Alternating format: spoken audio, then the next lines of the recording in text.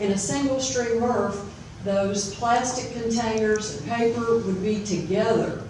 So you might have an antifreeze container in the truck, mixed in the single stream with paper, plastics, glass, and you get out to the MRF where you're sorting everything out to bale it, and all those plastic containers, antifreeze, motor oil, milk jugs, laundry, they may get baled just with plastic. And the paper may be baled just with paper. But if you've got antifreeze and other different liquids in that paper bale, it's got secondary contamination. It's a chemical contamination. And then what Susan and them have been doing studies on also are like when, metal cans get run over by the forklifts and they slide into the paper bales.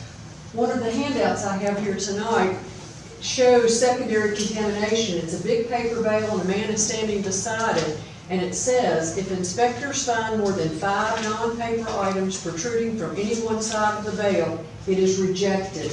And this is from an article in the Washington Post on 6/20/2015. So I just wanted people to understand that a MRF is a materials recovery facility, and our MRF in Fayetteville is baling material that got sorted at the curb. Thank you. So I'm going to show some pictures because this really tells the story more than our words can tell the story. Slide 11 is deposit versus single stream glass. And when I say deposit glass, I mean that people are bringing the materials to a redemption center in those states that have consumer deposit laws. But it's also true that places that have drop-off facilities where they separate out their glass, it looks just like this as well. So there are different ways to collect your glass and have it be very clean and separate from the other materials. And that's what you see on the left side of this slide. On the right side of that slide, the first time I saw that pile, I thought it was the residual pile, the pile of trash that had been cleaned out of the glass. And the man who was giving me the tour actually told me, no, that's glass from single stream curbside. And then he took his steel-toed boot and he ran it through the pile, and I could hear it. It went ting, ting, ting. I could hear the glass clanging against each other. And to be fair, I will say that in the truck as it's being transported, glass does sort of fall to the bottom of the pile, and the plastic and paper, the lighter fractions, sort of float up to the top. So you're seeing more paper and plastic here than is really in the pile all the way through to the bottom. But I think you can also really get the point by looking at this photograph that there's an awful lot of stuff in that pile that is not glass. And that means that they have to use a lot of expensive equipment and sometimes run the material through a couple of times in order to get a really, really clean glass stream. Because eventually the point of this is for the glass to go to a glass furnace, and it should be very, very clean material when it enters that furnace. Next, I'm going to show a couple of pictures of incoming material of paper mill. So slide 12 is our first one of incoming material of paper mill. And again, to be fair, this isn't a picture of the entire pile of paper. This is, I took a picture of the edge because I wanted to show the contamination that was coming in. But you get the idea here. I see a milk jug there, and I see some plastic bags and a plastic shrink wrap that goes around a case of bottled water. And all of those materials are contaminants to the paper mill, and they literally clog up the process. So I'll show you another one of those photos. Slide 13 is incoming material, the second incoming material of the paper mill. And a couple notable items here are the plastic water bottle and a couple of aluminum cans. And this is a much a tragic situation because the consumer who recycled these things put them in their single stream recycling bin expecting their aluminum can to be recycled. And the paper mill purchased all of this paper expecting that they were going to get nothing but paper. So the consumer is disappointed, the paper mill is disappointed, and somewhere down the line the aluminum smelter is disappointed because they really want to use the aluminum, but they're not getting all of their aluminum. 1 out of every 6 cans that goes into a single stream facility ends up in the wrong bale. When it ends up in the wrong bale, it's lost. It will get all kinds of paper sludge stuck to it, and it will go to the landfill. So the last slide, number 14, is more paper mill contamination. And at this point, the paper has been through the process that looks like an enormous washing machine, and it's been pulped. It turns into something that looks like paper sludge, and it gets pushed through the screens, and the items that don't go through the screens are right here. So these items get stuck on the screen, which is good. You want to screen them out because they're not paper. But this another sad thing about this is that the paper mill sludge, in other words, stuff that is perfectly good that could be made into paper again, gets stuck to all this plastic and metal. So it becomes collateral damage in this paper recycling process. So yet another tragedy to add to the other layers of tragedy. I'll go very quickly through these next couple of slides. Slide number 15 is showing the percentage of losses at a paper mill. It's 18% due to all of the contamination and single stream recycling. And you just saw what that looked like. It was metal and plastics, and it was all the good paper fiber that got stuck to those other materials. Slide number 16 is showing the amount of contamination in an aluminum bale. So it's very common to have other types of metal or dirt or PET bottles in an aluminum bale. Slide number 17 shows how much contamination is in the PET bale. So that's, it's supposed to be all PET bottles, but it ends up being about 15% of what's in those bales is not PET bottles. And then the last one in this series is the HDPE slide number 18, that shows that again, about 10% of what's in an HDPE bale is not HDPE. And just to explain what I mean by PET and HDPE, PET plastic is the clear beverage bottle like soda and water come in PET. And HDPE is the plastic that is used to make laundry detergent bottles and used for milk jugs. So the next slide, number 19, shows PET recycling versus utilization rates. And the key thing to note about this is there are two lines there, a red line and a blue line. And for a long time, the distance between those two lines was about the same. There was a gap.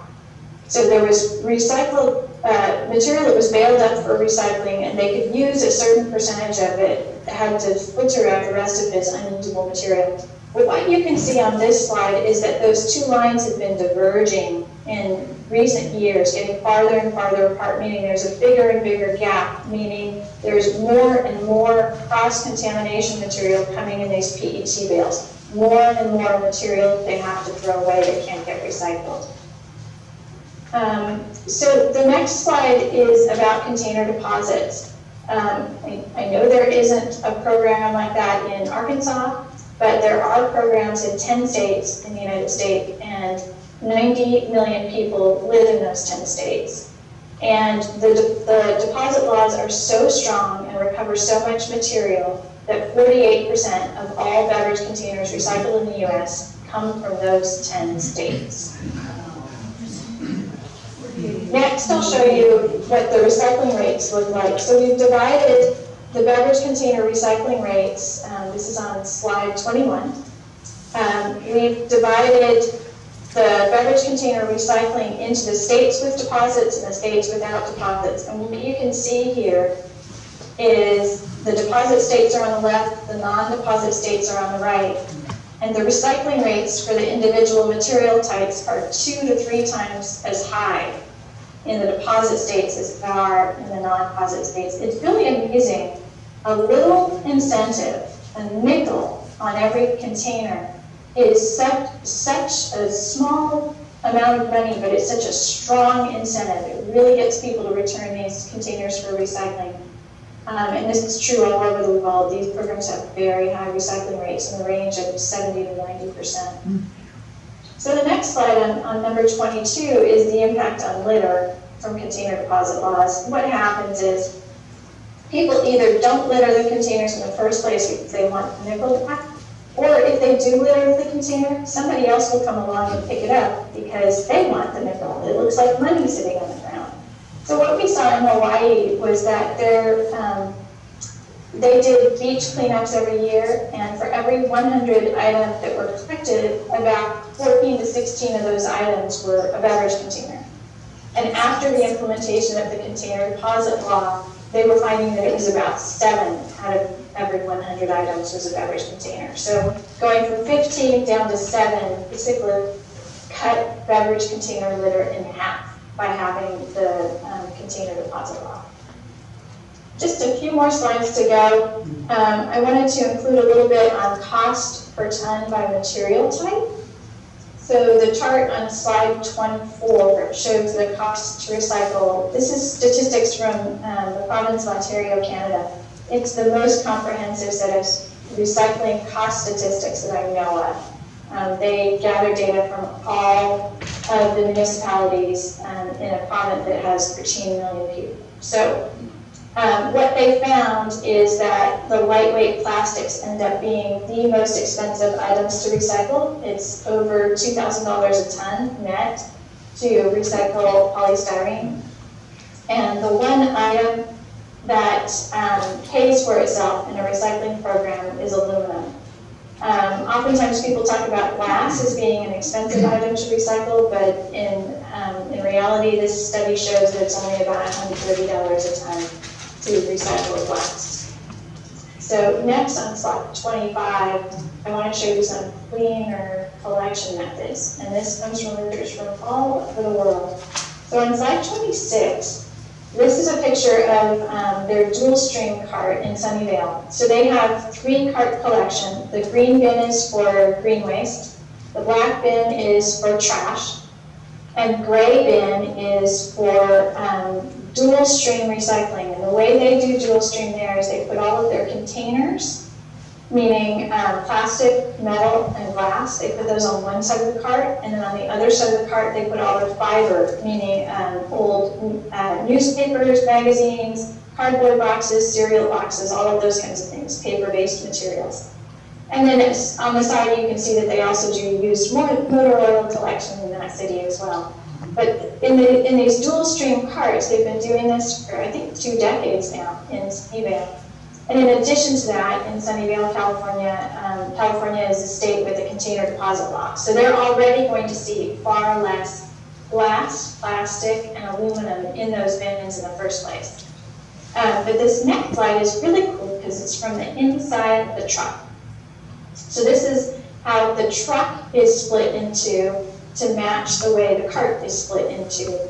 And they can empty both sides of the cart at the same time into these 2 compartments in the truck. The next picture I'll show is, this is from the UK, and this might look familiar to you. I'm not exactly sure what your curbside sort pictures look, or trucks look like in Fayetteville, but this is curbside sort in the UK. And they've done some studies recently in the UK that found that when they asked, when a municipality asked the bidders to bid on their recycling contract, and they didn't specify single stream versus dual stream versus curbside sort. Instead, what they did was they said, we're a municipality, we want recycling service, and we want to achieve these outcomes. We want this much recycling per household, that kind of thing. And they said to the vendors, if you're a curbside sort vendor, you propose that. If you're a single stream vendor, you propose that. And there were, within a 2-year period, there were 7 or 8 communities that did this, and the vendors that won were curbside sort vendors, and they won based on their cost being lower. And a bunch of that was attributed to the fact that their materials were cleaner, and so they could sell them for more money in the marketplace. And then there's also the issue of the processing center not being as expensive because it didn't have to have a lot of very expensive equipment to sort out materials. If the processing was so simple, it could be a pretty cheap facility. So the next slide I'm going to show is number 29. This was from, I know this is way too small for anybody to see, The point here is that they put side by side curbside sort programs versus single stream programs and compared the costs and the outcomes. And it's the curbside sort programs that came out as being cheaper recycling programs in the UK. I'm sorry I couldn't get a slide, but this was, or a better slide, but this was the best one I was able to get to show to you. And then the last thing I have is the quote from the study that was done in the UK. They have something called the WRAP program, Waste Resources Action Program. And their quote was, on the evidence available to WRAP, our view is that curbside sort systems offer reliable material quality and lower net costs for council taxpayers. And that's all I've got for you today. Susan, that was terrific. There you are, there you are. Here's Will. Does anybody have any questions for Susan? Susan, they were writing furiously. So we thank you for allowing us to keep this PowerPoint so that we can share it with other people. Fantastic. Anything else, Fran, anybody from Alan? Okay. Susan, thank you very, very much. We'll be in touch. We appreciate you so much. Thank you. It's my pleasure. Thank you for all your hard work. Good night. Good night. Good night.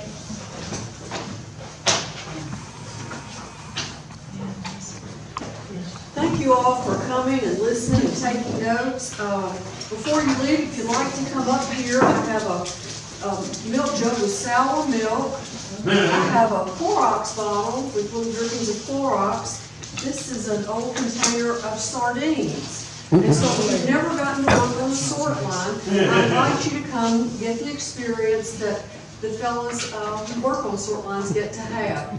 Thank you very much for coming tonight. Thank you for caring to think beyond the curve. And come tomorrow night. Tomorrow night, the city council. City council tomorrow night. 5:30. Fran's saying city council tomorrow night. They'll be discussing single stream. That's December the 6th. And if this shows after that, we appreciate you watching it, but if you get it before it. Joanne? Can we see this report somewhere? Yeah, Joanne's asking about the Kessler report, and it's on the city website. So go to www.accessfayetteville, the city website, and It's Fayetteville-AR.gov now. Thank you. You're welcome. thank you all. It's a big vote tomorrow night, Louise. You need to emphasize that. Do you know when this topic will be on the agenda? It's supposed to be the first on new business, isn't it, Alan? It is, and I and another alderman I know will be requesting it to be tabled. But that doesn't mean it will be. That doesn't mean it will be. It could still be discussed. Yes, it Right. probably will be. Do you want, tell us why you wanted to have it tabled tomorrow night?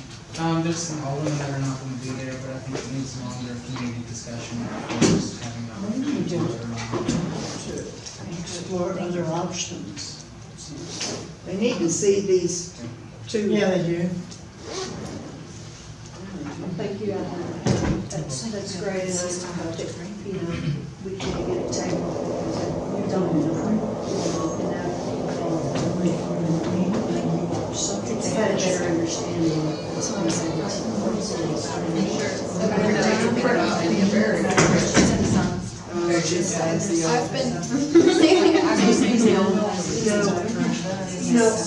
It's so funny because there's such a movement, in the United States for, for people wanting their rights and wanting control. And, we need local control of this. If we have local control, we have more options. But if we turn it over to some other entity,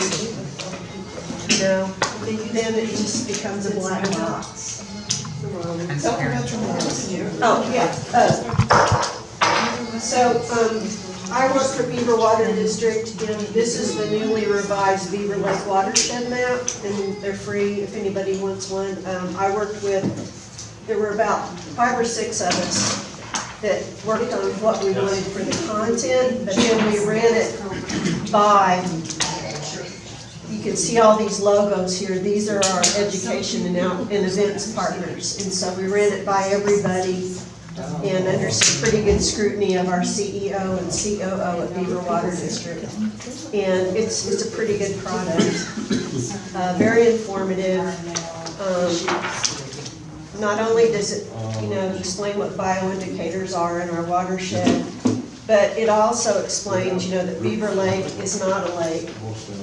It's a man-made reservoir on a river, and these diagrams down here explain why it was created and what the uses for water storage in it are, and how much storage per use there is, and who pays for it.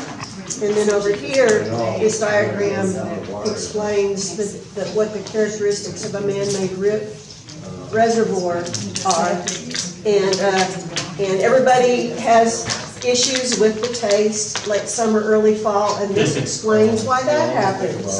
And then there's a timeline for the drinking water supply of Northwest Arkansas here along the bottom. And it includes not only getting the approval to build Beaver Dam and to create Beaver Water District, but it also gives you the Madison County Water District when it was formed, and the Benton, Washington Regional Public Water Authority, or TUTUN, and the Carroll Boone. So all of the 4 drinking water providers around the lake are included in this timeline, and also on the back of the map, you can see a picture down here of the 4 drinking water providers. There's just lots of information on this, and there's steps you can take to help protect Beaver Lake. And we just, learn all you can about the lake and come out and volunteer for different things, because there's lots of fun things going on in the watershed all the time. Right? Bravo. Oh, and Kyle Kellums interviewed me last Tuesday, and if you go to KUF Ozarks at Large, it aired last Thursday, so you can hear Kyle in my conversation if you want. Anyway. I heard that. So, so these are free maps, everybody can have one or more.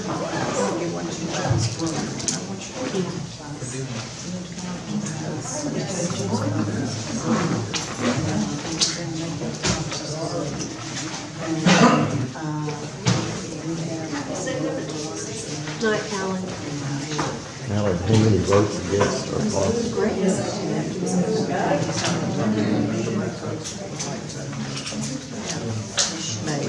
Thank you all so much.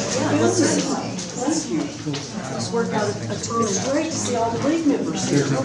John needs to do it. Will, thank you.